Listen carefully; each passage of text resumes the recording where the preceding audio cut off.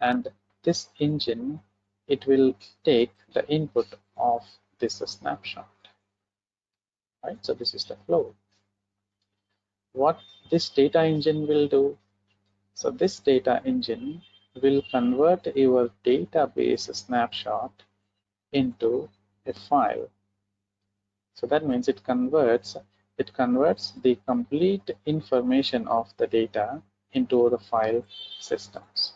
So what is that file systems? We call the extensions will be .tde in old versions of Tableau, and in new versions of Tableau it is called as hyper in new versions. So when I say old, so I'm referring to which version here is